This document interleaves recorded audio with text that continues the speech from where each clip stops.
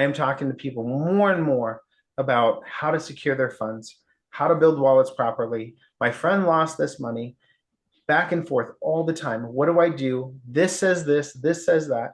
So there is a lot of confusion in this space. This is why you and I have come together, Mike.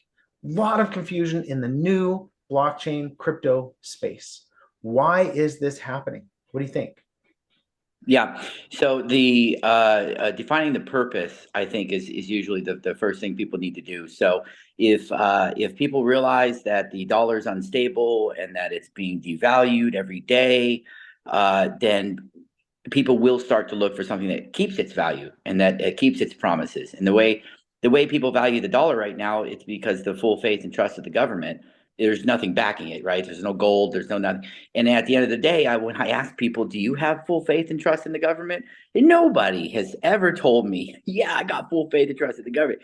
So they don't. So when people want to hold their value, and that's critically important because I put my blood, my sweat, my tears, my energy, my effort, my attention, everything into making money, and then they devalue it. Well, that's not going to last. That cannot last. It won't last, and they know it. And we know that we live in a boom and bust system. So if it's not a boom, it's a bust. It's coming. And it's been that way every 10 to 12 years, sometimes 20, but we know it's coming. And when it does, it'll be a catalyst event and people will start to look for alternatives to store their value and to transact and be able to transact in a way that's safe, reliable, and hopefully private. Because at the end of the day, that's an important aspect of what we talk about. So, if the purpose is, hey, let's keep our value, then yeah, that's any issue. But most people aren't looking at that right now. They're looking at the prices going up, but they're not knowing, exactly how to manage that. And crypto, I think, gives us that balance. The value behind crypto is in the code. So we know there's only 21 million Bitcoin. We know there's only X number of Cardano or whatever it is, and Monero and these things. So we can trust the code. That's hard coded in there. And then there's checks and balances. And that's, again, an education thing where people don't really understand nodes versus mining versus all the different methods of staking and kind of how to get that value. So that's why I'm here, and I know that I think that's a big reason why you're here as well. Absolutely. And we have this big story, and it's not something that you're going to learn here. This is where we're at the tip of the spear. We're moving at the current pace of the environment. But for the people that are listening, for the people that are seeking, trying to understand what is happening here and get an accurate picture, there are certain places that they can go to start to assimilate this data, because it does take time. There's no thing you're going to sit through and in 1 hour you're going to understand blockchain. And so you have to have an appetite for it. And so the appetite, once you get that appetite, and the appetite comes when your money stops stretching far enough, right? Then you start to get hungry for it. And so if you're going to get hungry for it, or if you're hungry for it now, Ray Dalio, wow, what a great resource. The Changing World Order, looking at exactly how our financial system works and how it has kind of converted, because I don't think it was intentionally made that way. I just think this is the human nature of people. And when we see an opportunity for more, there tends to be a gravitation towards that. I don't blame people or whatever, but when you look at the layout of through his eyes and through his perspective of how he laid everything out, through The Changing World Order by Ray Dalio. I highly recommend you guys look it up. It's on YouTube. It's beautifully visually done. He explains how the mechanisms and structures are actually nonsensical in some ways, and they create ghost money that has no real value. And by creating that, they're able to siphon money directly out of people's bank accounts. And that is something that nobody's ever been able to have a macro perspective or enough data to stand back and look at the whole picture and say, hey, wait a minute, this doesn't look right. There's something wrong here, and this is not adding up to benefit me. This is not adding up to benefit the people. This is adding up to benefit one particular mechanism, and that's not right. It should not be like this. And so now that it's kind of converted into this, serendipitously, we see this mechanism of blockchain technology, SHA-256 hash encryption, taking data on ledgers, uncorruptible data. And now we know, okay, well, if we say something, we can actually validate whether something is true without, and this is the exciting part, without a third party. We can look at the code and trust the code, which means no more banks, no more need for banks, no more need for things that represent pillars of validation. And when you look at things from that perspective, step back. How many times do you validate who you are or you use a mechanism to communicate through to one another, just like this very mechanism now. There are third parties that facilitate this so we can have it, and we pay those third parties for that privilege or right. We're paying for the right to communicate. That is strange. That should be direct, it should be peer to peer, and it should be free for all to be able to communicate, especially in a world like this where everything is connected. Now communication becomes a right, a basic right. To have a voice is a right, right? We have to be able to appear in this environment, exist, be able to raise our hand and have a voice. And right now we are slowly seeing this disappear in this cloud of confusion as blockchain enters the space, this mechanism of freedom.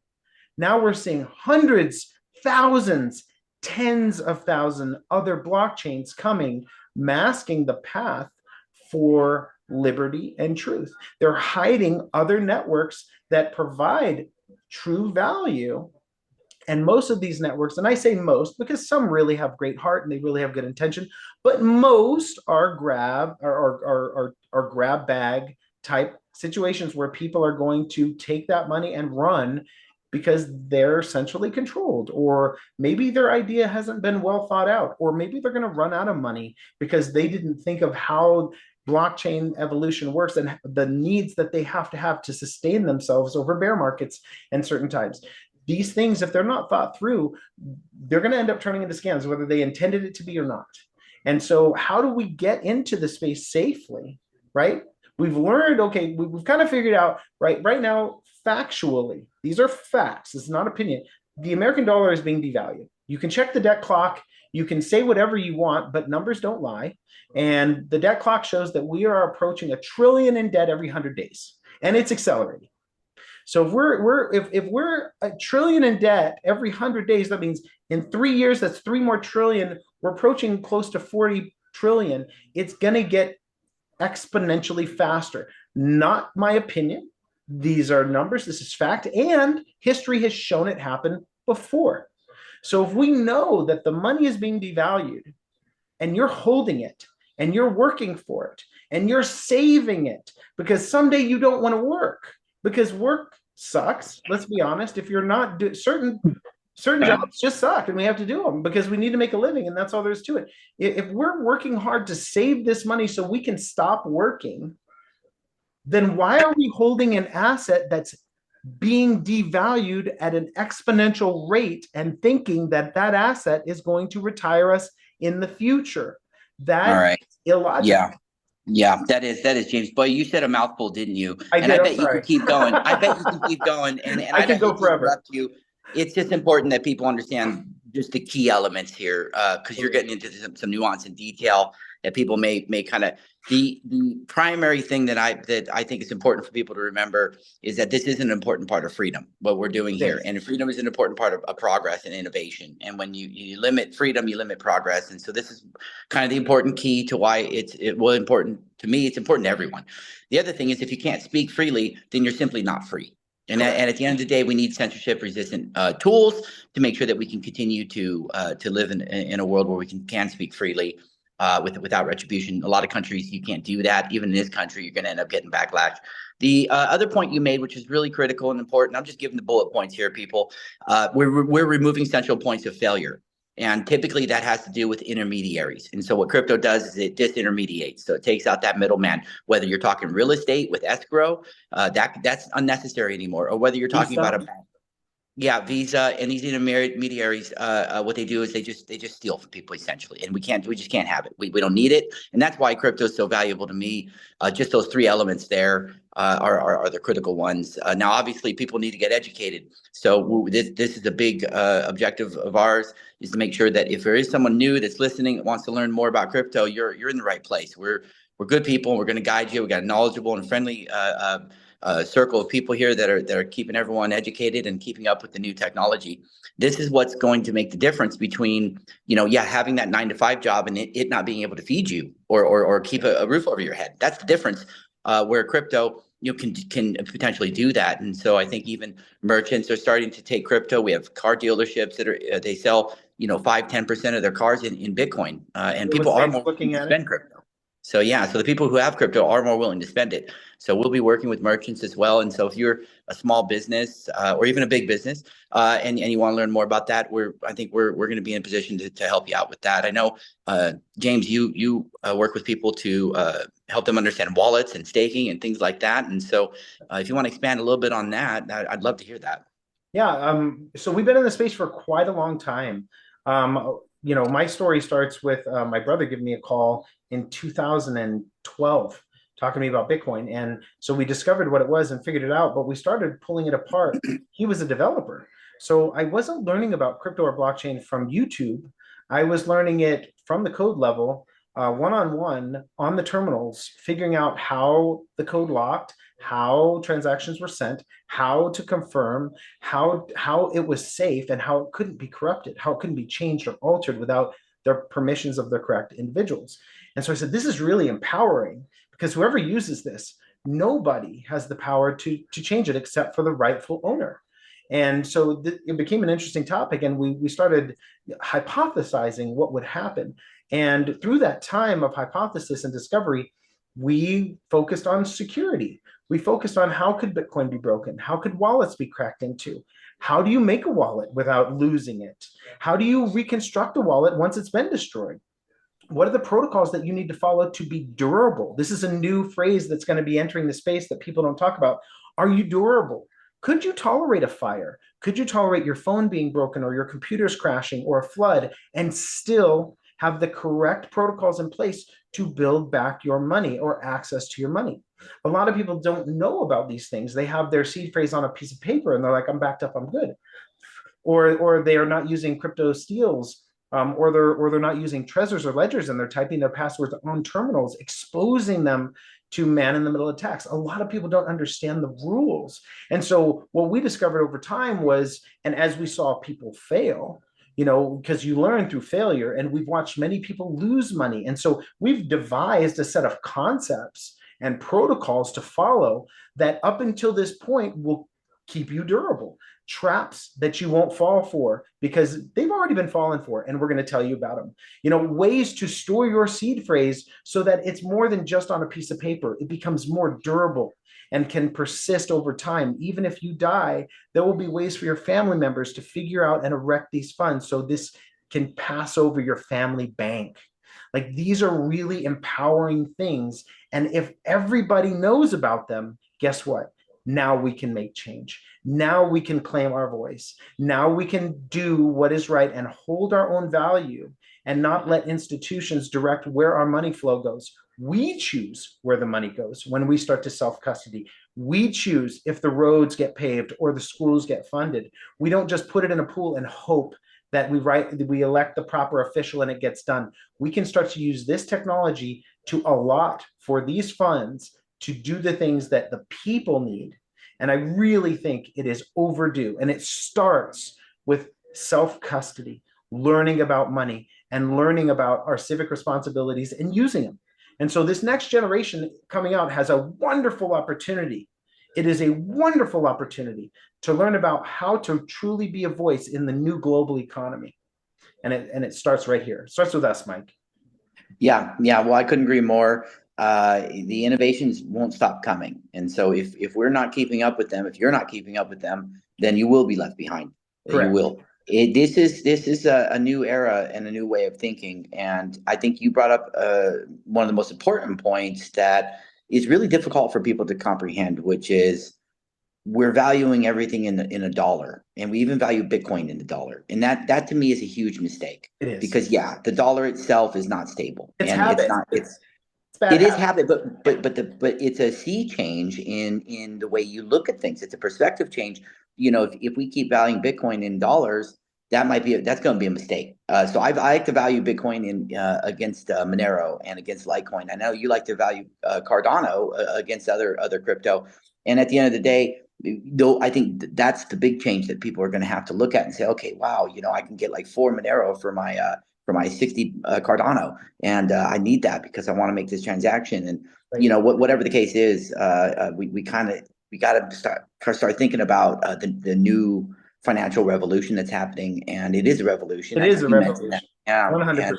it's what's without shooting a one single shot. You know, that's the Right. best part. Now, you said that everybody has to get on board, and I agree. I love everybody to get on board. This has been my mission for decades. However, Businesses businesses will yeah, erupt because well, yeah. people are going to need help. Not Well, everybody's going to be able to have a wallet and manage it. Some people will need assistance, and that will be a business opportunity.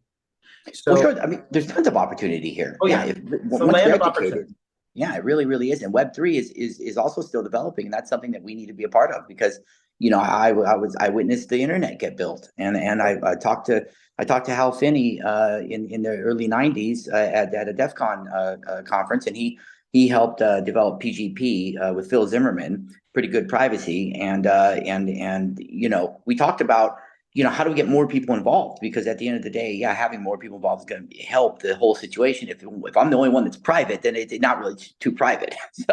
So we need everybody to be involved, but it really does need to be a small percentage. 3%, 4%. That's huge. That's enough people to support and raise our standard of living. Because the way they're devaluing the dollar, they want to lower our standard of living. It's clear. It's clear to me, and they are doing it. But Absolutely. we can reverse the tide with Right. enough people, and it doesn't take a lot. Yeah, shortcut for everybody. Printing money is stealing money directly from your wallets. If you didn't know that, be leery of it. If you have a pie that represents a total sum and you start adding more, you're dividing the value. Yeah, So it's very yeah. basic, and it really does come with learning about money, which we did mention before. Check out. Do you have any good references? Like, were there any good series? I know there was a series on YouTube about the secrets of money, I think it was called, and it really went over the history of money and how it has been manipulated throughout history. It's not a secret. It's a byproduct of a poorly designed system because we just didn't have the technology to do something like we're doing now. And so the Right. systems we previously created from inception had expiration dates. They were doomed to fail just because of the way they were made. And now we're looking at a new system and we're saying, oh, wow, this could hold all the world's money and we wouldn't have the same problems of the boom and bust of manipulation that we see now. This is Yeah. very interesting. And so it really does take education. Let me look up the series if you want to fill in the gaps here. I'm going to look for Well, the secrets of money. Well, most people don't really want to think about money. They want to have it and they want to use it. At the end of the day, we go all the way back to the beginning. People were trading seashells, and then Right, and that had value. And then there was a limited amount, and then it right, kind of moved to salt because salt had inherent value, and everybody needs salt, and so they traded in salt. And then you've heard of the tulip story and right. the this and the that. And I know there's a lot of people that are advocates of gold. I'm not. I'll be honest with you. I like gold. It's okay. You try carrying a bunch of gold around and see how well you do. Because at the end of the day, it's very, very heavy. Same with silver, and you're not going to be able to trade a whole ton of this stuff. Oh, yeah, I'm gonna see you on the street. Somebody's going to see you on the street, and we call it a wrench attack, which is a real not technical way of attacking. But I tell you what, if I hit you in the head with a wrench, I'm gonna take your gold. I won't run real fast because the gold's so heavy. But right. but I what's don't nice need about to. yeah, what's nice about Bitcoin is in other cryptos you can't seize it. You Right. can't. It's Well, near impossible if you the, do it right. the thing is, there is this kind of competition with gold and Bitcoin right now. In fact, gold is sitting there with its market cap, and Bitcoin is creeping up on it. And there are suggestions that Bitcoin will beat the market cap of gold in the future, in the very near future. Now, you're right. Gold is great. Why? Because it takes a neutron star to make it. And so there's a finite amount. But what we found over time is that the very amounts could be manipulated because by the time gold reaches us, we don't know about the exact amounts. Now, that's one end of it. The other end of it is, well, it is durable. It does store value, but it's really hard to transport and it's not easily divisible. Bitcoin is super light, travels at the speed of light, can cross borders in the millions without any holdups, Yep. is liquid because it's crossed with every currency right now in exchanges. It's completely liquid compared to everything else. And you have absolute control over it, and nobody else does. To me, when you're talking about storing value, gold was the best technology before we made something else. Just like riding a horse was the best way to get across the country until we came out with cars, right? Like it's just we have to recognize that we're not flying kites and trying to get energy out of clouds anymore. We're creating plasma propulsion systems. We're tinkering with fusion. We have AI, and now we have Bitcoin. We are not going to use a hunk of metal as value representation in the future. It just doesn't make sense anymore for this world. And so if that's the case, all value is going to move from where it is now to a secure, immutable, transparent digital environment. And that is how the next economy will start, when that value moves into there. And I think it's already started. What do you think, Mike? You think we're moving towards that direction? Oh yeah. Oh yeah. I don't think there's going to be a choice. I don't think anybody has a choice if you like it or not. But that's here nor there. At the end of the day, gold is very manipulated. The price of gold against the dollar. Who knows what you can trust? The CME group, they write paper contracts all the time. You own a piece of paper. You don't actually own the physical gold, and you probably never will. There are some people that try to do gold-backed crypto. I don't think they understand what it means to disintermediate and what it means to remove central points of failure, and why it's important to not buy gold with crypto and expect that you could just claim your gold by selling your crypto. That's going back to an old system. The new stuff, and we're going to go through these growing pains, and I think a lot of people have seen the growing pains, and there is a lot of manipulation. There could be manipulation in crypto as well. I mean, we're not going to shy away from that. But that actually is accounted for in the code to some degree. We can kind of counteract that, and there's a lot of transparency, so we know where these transactions are going and what people are doing. That's good when we're holding the government, people who call themselves the government, when we hold them accountable. We can actually know what they're doing. So there's so many advantages to crypto and Bitcoin and Monero. I know you love Cardano. Some people look at other crypto. We can get into the nuances of these other cryptos and we will eventually. We will. We should. Yes. We should talk about the features, because so people can understand. Yeah, 100%. At some point, we have a lot. Yeah. So yeah, but boy, we sure did cover a lot of ground. Did you have any additional thoughts you'd like to add? No, but I did want to kind of put in a disclaimer. So I found that link for it's called The Hidden Secrets of Money. Now, full disclaimer, you guys. This is an education on money and the shift of money over time. And it's a sales pitch, an 8-video sales pitch for gold. Of course. Now, you learn about money. So I want you guys to understand something. This old guy has got the history right, but he doesn't have the future right. He hasn't figured out that we're moving to something faster, lighter, and more reliable than gold, unmanipulatable, transparent, that everybody can see. And so he's going to, at the end of these videos, be like, so buy gold, because history has shown gold to always be the future asset. But what he doesn't know in these videos is, wait, blockchain is now here, and the value of gold doesn't even make sense compared to this new technology. Just like handwriting a paper doesn't make sense compared to talking to a GPT and having it write a paper. Like, it just doesn't make sense. There's a lot easier, faster, safer, cleaner, more accurate, better ways to do things. And learning history is the best way to not repeat it. And if you watch these videos, everybody's been stealing from these types of systems from inception. And every time you put it back on gold, guess what? You create a new way for people to steal from you again. And so the only way to stop the cycle of history that he teaches you in these videos, which is so important because it does show you money flow, is to realize at the end, gold is not the answer for the future. Right. It is a better technology that is more transparent. That's Bitcoin. So I've said enough of that, so we can get off that one. But please check out The Hidden Secrets of Money to learn about the history of money, but realize at the end, this is a pitch for gold. Don't fall for that. Bitcoin is here, and you'll see why this will be the end of that cycle that has been repeating over and over and over and over. And he even admits it. It's like this gold cycle has been going over and over. They keep doing it, but it always goes back to gold. Well, we're not going to do that anymore. We've learned our mistakes. It's bigger and better now. Pepsi challenge. Yeah. How about it? Yeah. Well, anyone who's listening, we're here for the long haul. We've been here. We're not going anywhere.